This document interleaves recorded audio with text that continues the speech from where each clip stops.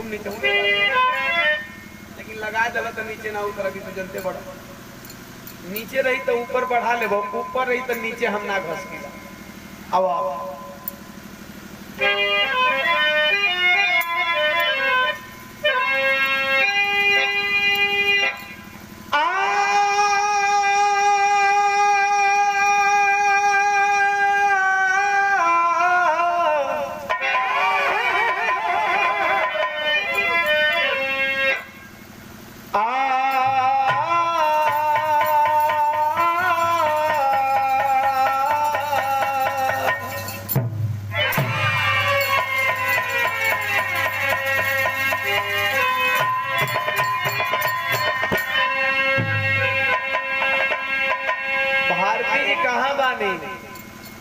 रउए राते से देखिए सबसे पहले भारतीय जी निकल गए फरमाइश कैले हुए आप सबसे पहले वह निकल गए बैठल पड़े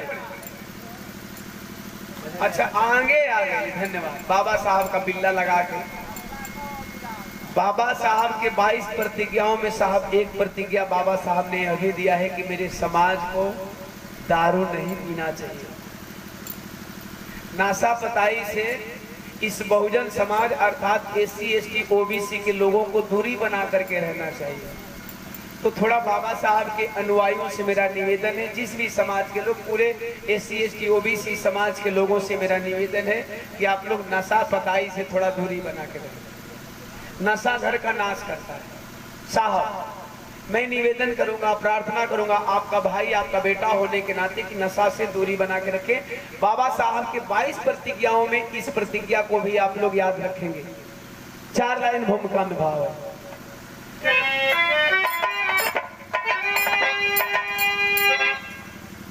कभी कल्पना ना किया था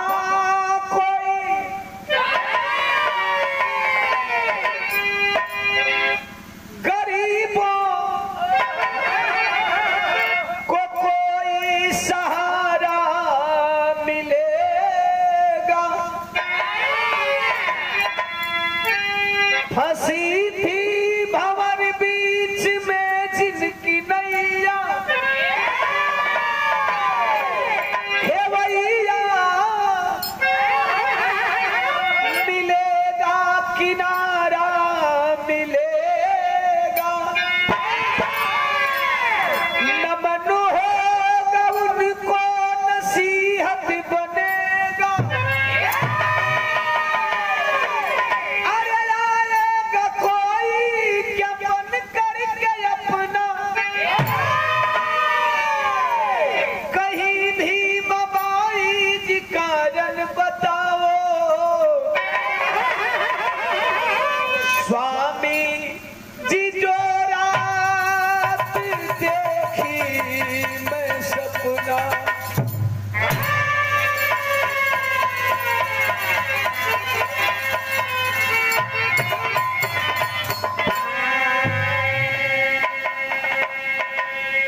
बाबा साहब का जन्म नहीं हुआ था स्पेशल डिमांड पे गीत गा रहा है बाबा साहब का जन्म नहीं हुआ था बाबा साहब के माता पिता की शादी हो गई थी बाबा साहब के माता पिता के एक भी संतान नहीं थे इसी तरह आंगन में सोए थे अचानक आधी रात को माता भीमाबाई को एक सपना आता है और सपना आता है अचानक नींद टूट गई भीमाबाई रामजी राव बाबा साहब डॉक्टर BR अम्बेडकर जी के पिता से सवाल करती हैं कि नाथ मैंने सपना देखा है 1 2 नहीं 7 और सपना बहुत भयावह था इसका आप मतलब बता दीजिए भीमाबाई के सवालों का जवाब दे रहे हैं रामजी राव तरज लगे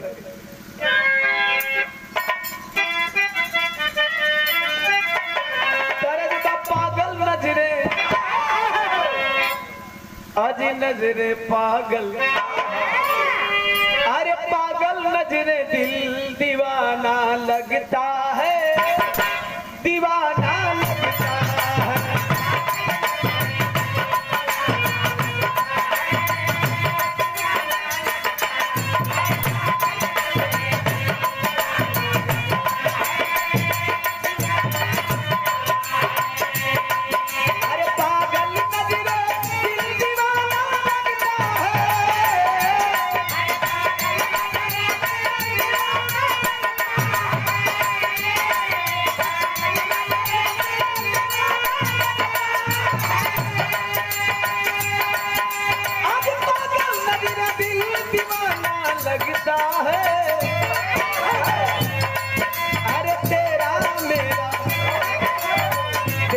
मेरा, अरे तेरा मेरा प्यार पुराना लगता है, पुराना लगता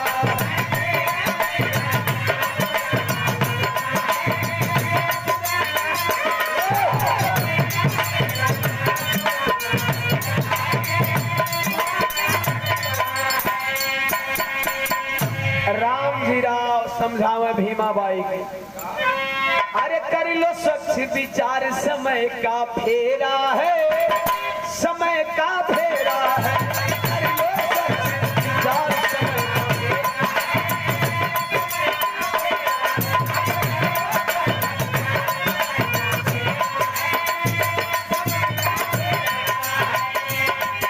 अरे कर लो स्वच्छ विचार, समय का फेरा है।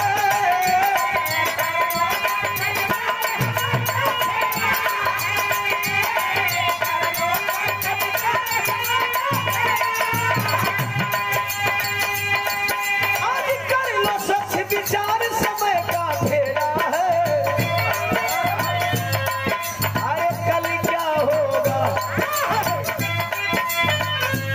यार, होगा कल क्या,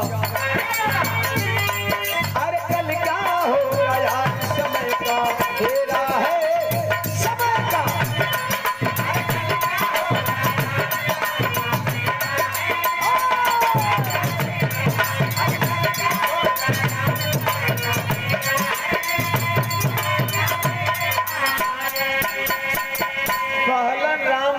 चिंता मत करो, चुपचाप सुत दो, इस सपना उपना कुछ मतलब नहीं बनेला।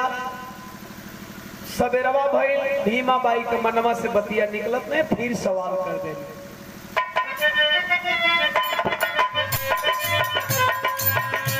बोली है भीमा बाई ना निराश कीजिए, सपना सही में देखी विश्वास कीजिए, पहला सपन में देखी खिली रात में थी धूप, अरे दिन कर कहीं से निकला स्वर्ग में रहा स्वरूप।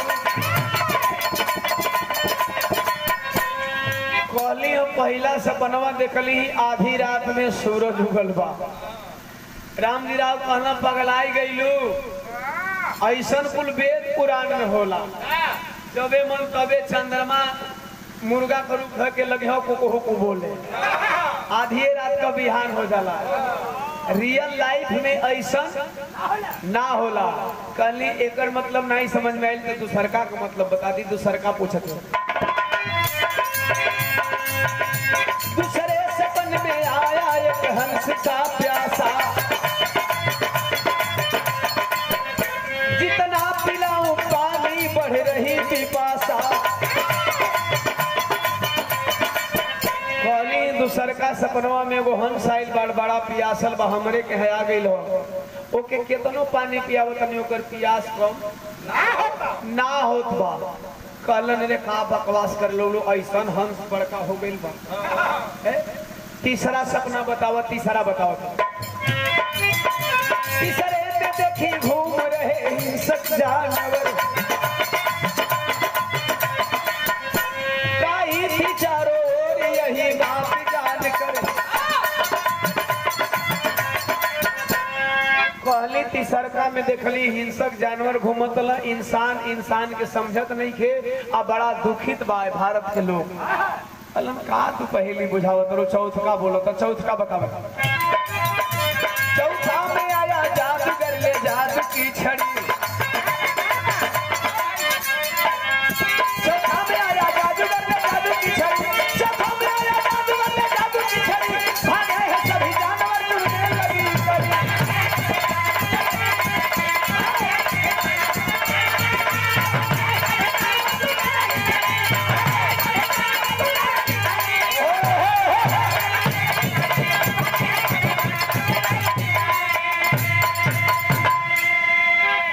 चौथा में वो जादूगर आइल बा, जादू को छड़ी घुमौले बा, पूरा जानवर भागे लगल बा। कहलन यार तोहार सपनवा एक अजीब हो, चारू का मतलब समझ में नहीं आई। 3 गो औरी बचल बा, तीनों पूछ द, तीसर का चौथ का 5वां सपना पूछत है तरज लगे।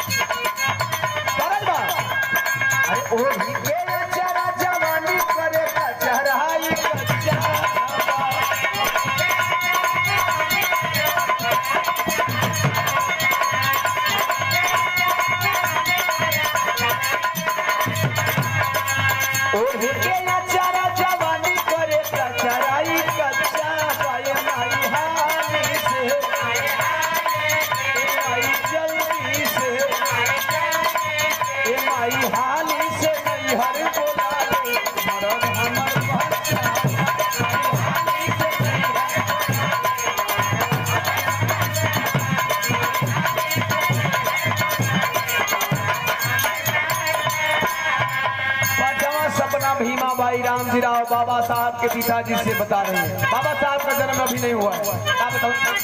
50वां सपना हमें बड़ा पर बुझाला लहरा।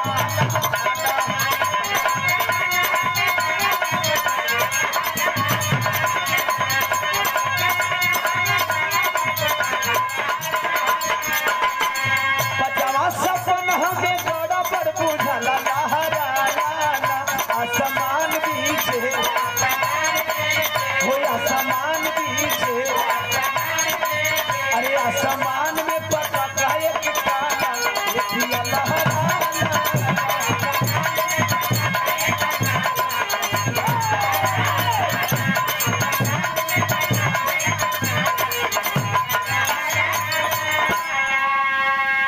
पहली 5वां सपना बड़ी भयंकर बा। आसमान में हमेशा करिया पताका फहरत बा, करिया पताका फहरत बा। कल नरे यार तुहारे गए वो सपनवा और बढ़ोले जात हो, इते और जटिल हो गई। 6वां बताओ तो 6वां बताओ। 6वां आके काला झंडा कोई गिराई की हाले।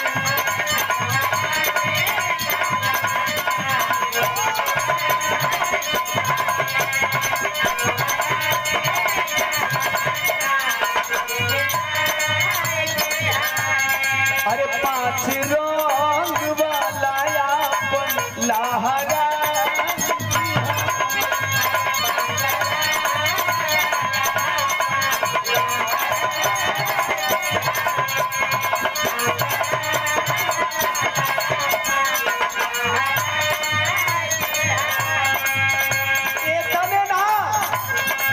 सुखल चमनवा के सुखल सुमन हरियाला।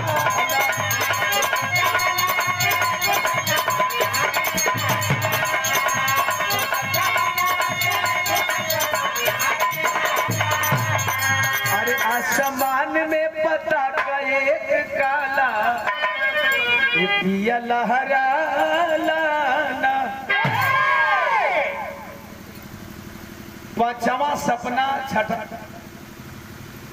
लगा था तो टाइम पर हाँ जबरी मत करो और जबरी कर। 6वां सपना में देखली कोई आइल बा, ऊ करियवा झंडवा उतरले बा और ओकरा बदला में अपन 5 रंग वाला झंडा लहरोले। तनी मनी तब धीरे धीरे राज खुलता। 7वां सपना बतावत बतावत भीमाबाई रोवे लगली, झरझर झरझर आंस बहुत तरंग बदल गई।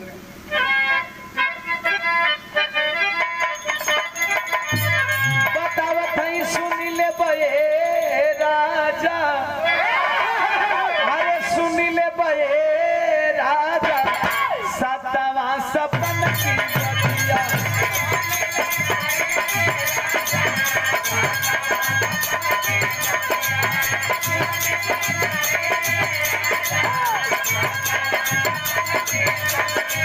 अरे यही सपनवा से धड़के धक धक छतिया। यही सपनवा से धड़के छतिया। सुन ले बे राजा 7वां सपन की बतिया।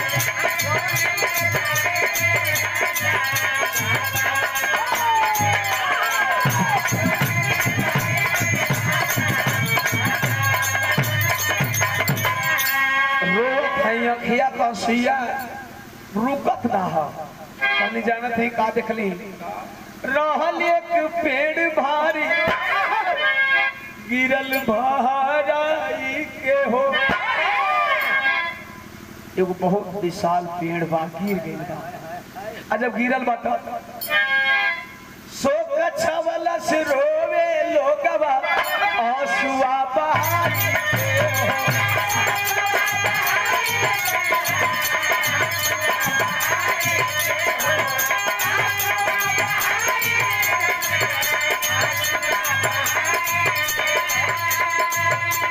जब पेड़वा गिर गइल बा लगल बा कि अब वो पेड़वा के जगह ही कोनो पेड़ ना आई तब ले जामन तीन पेड़ जड़ से लहरे ले हरियर पतिया जामन तीन पेड़ जड़ से अरे लहरे ले हरियर पतिया सुन ले बड़े राजा सतवा सतवा की पतिया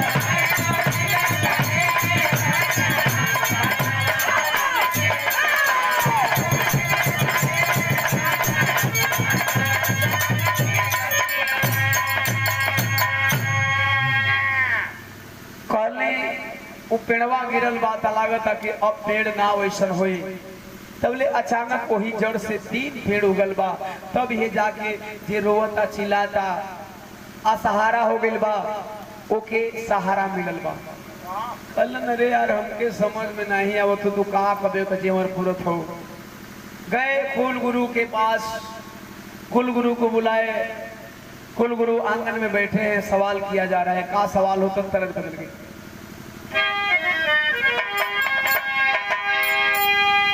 हमार गीत बहुत पहले गोले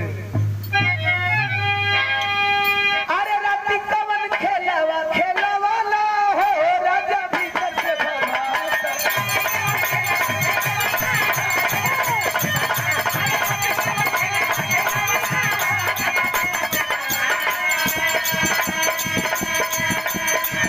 पैसा कर दिया कि हटाए सही अरे कैसा कर दिया कि हमारे सैया रस रस दहिया दुखाता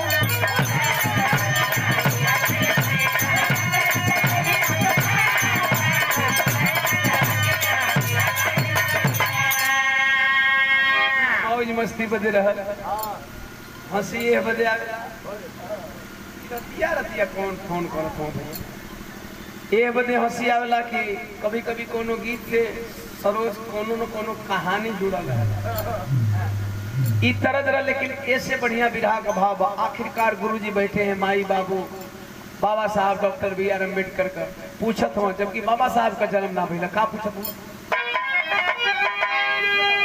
अरे गुरुजी से पूछे ले राम जी राव अंगनैया बिठाई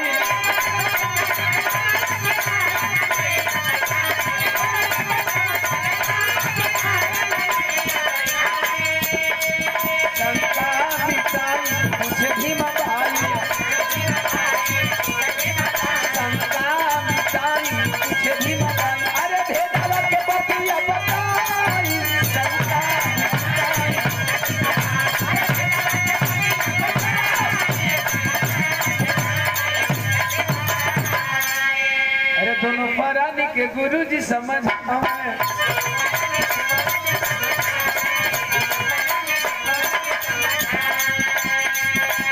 बारी बारी सपना के भेदवा बताओ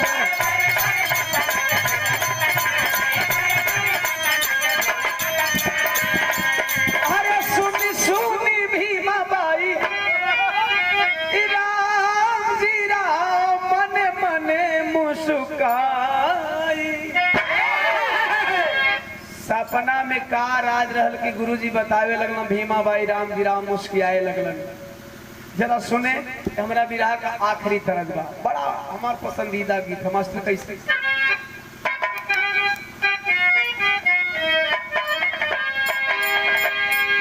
गीत कोई कहो के निक लगेला हम वही के गाई गीत तो बढ़िया लेकिन कुछ ऐसा गीत बा जौन पूरा माई बहन बिटिया दादी नानी नाना का संगे भी बैठ के सुनब तब पुहर कुछ ऐसा गीत बा कि माई बहन अगर आज है तो मोबाइल का स्क्रिप्ट वर्जन दब जाए कि चलो बहनिया होती हटाए दो। शायद अभी तक मैंने जितना भी अपना वायरल गीत गाया है, हमारी सभी गीत वैसी है कि पूरे परिवार के साथ आप देख सकते हैं, सुन सकते हैं। प्रयास हमारे यही रहेगा। कौनो लिखे वाला बड़ा सुंदर लिखल भाई पवन सिंह के गीत है, गाने वाले की तो तारीफ क्या करो, मेरे पास सब नहीं होता है, क्योंकि ऑलरेडी मैं पवन सिंह का फैन हूँ। कौन गीत बात?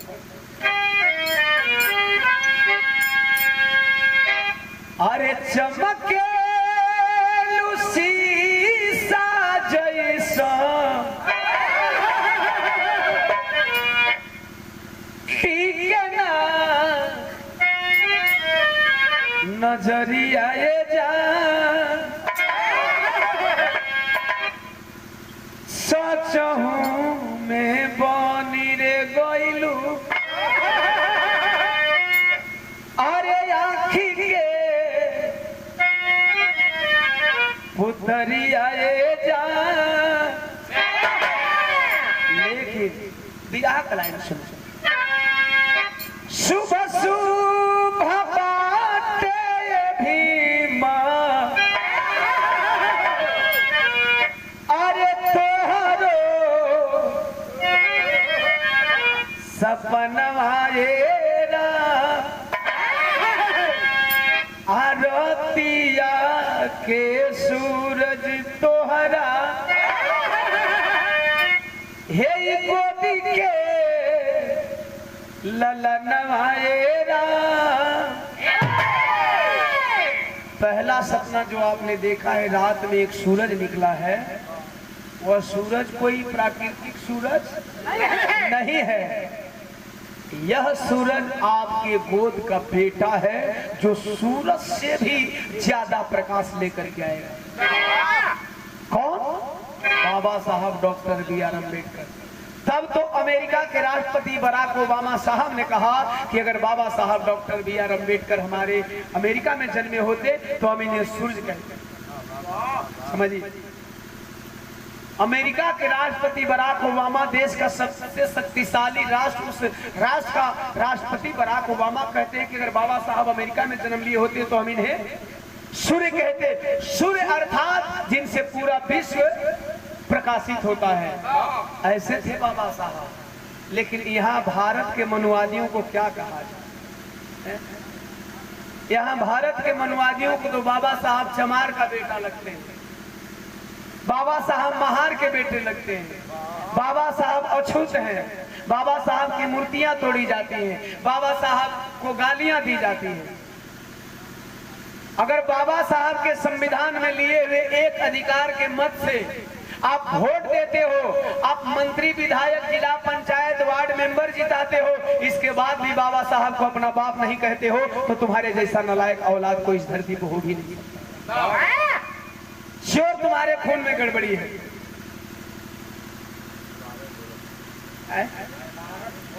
अच्छा पारस भैया, ढोलक वादक आपके द्वारा इस भाव में 50 रुपया सादर जय नमो बुधाय उपस्थित जन समूह के कोट कोट समझ आए। कहत मन गुरु जी जानो तारू, ई तो हर सूरज जैसन बेटा जन्म ले ही तो आखिर तू रतिया कैसन है जौन अंधियारी है। तो ई बहुजन समाज जौन जिंदगी जियता, ई अंधेरी रात से भी भयानक बा।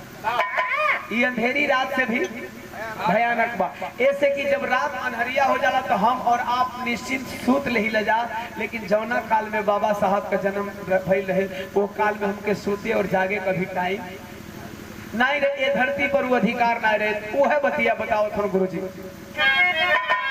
कहला दलितन के जीवन उजियार होई, अरे पिछड़ा अति पिछड़ों के यार होई। पिछड़ा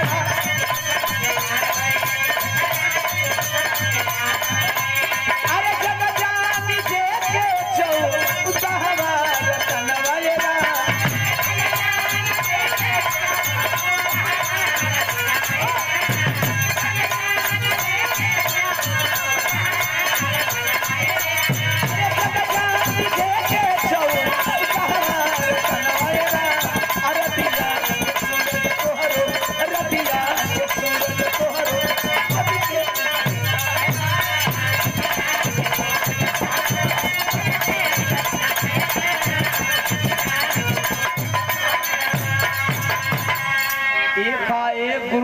बतिया सुन के माई बाबू दोनों मुस्कियाए लगा। हमार बेटा आए वाला जन्म ले वाला बेटा इतना तेज वाला होई कहे हाँ कहना तब दूसर को सपनवा जल्दी बता दे तेरी लगे। अरे लगनिया लागी विद्या के लिए, अरे तलागी लागी लगनिया लागी विद्या के लिए।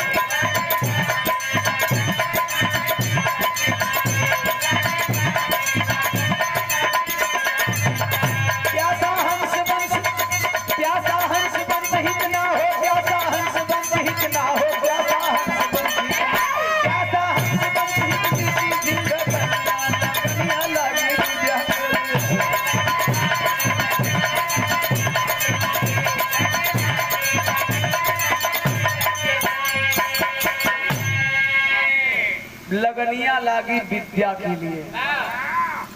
वह जो हंस है वह कोई दूसरा नहीं है, वह आपका बेटा है।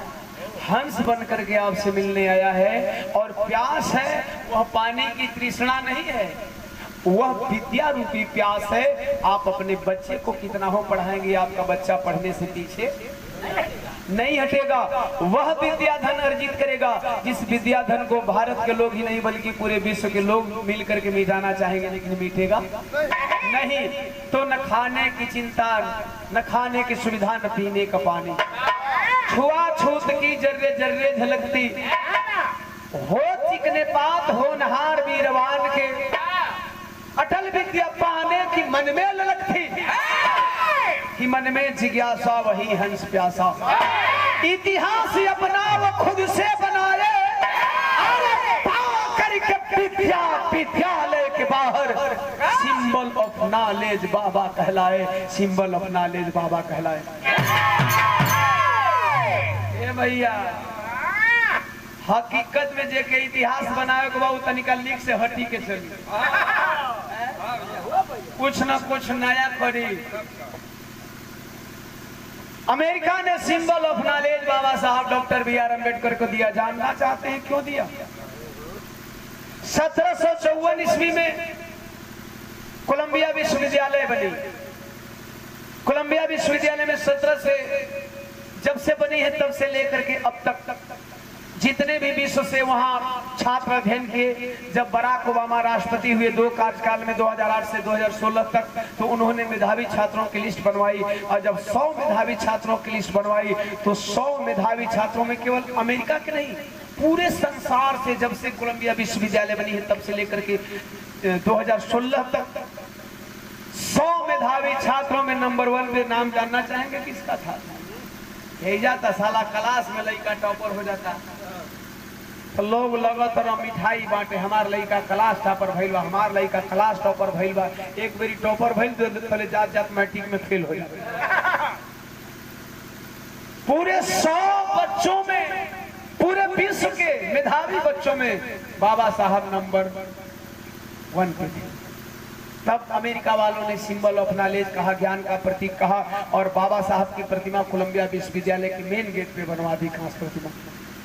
इतना ही नहीं, बाबा साहब विश्व के 6 विद्वानों में से एक थे, ताकि वो भी 6 विद्वान जो एकदम बिल्कुल गरीब परिवार से जन्म लिए थे। उन विद्वानों में बाबा साहब नंबर 1 के विद्वान थे। आइए अब दूसरा सपना के बाद तीसरा सपना पर नजर दौड़ाओ, जब पहपट लगे।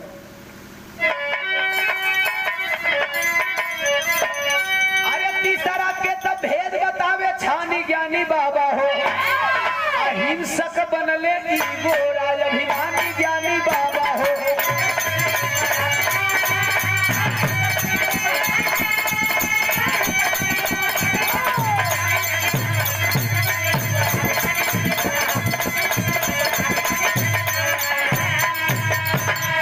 तीसरा सपना ही हिंसक जानवर कोई और नहीं बा।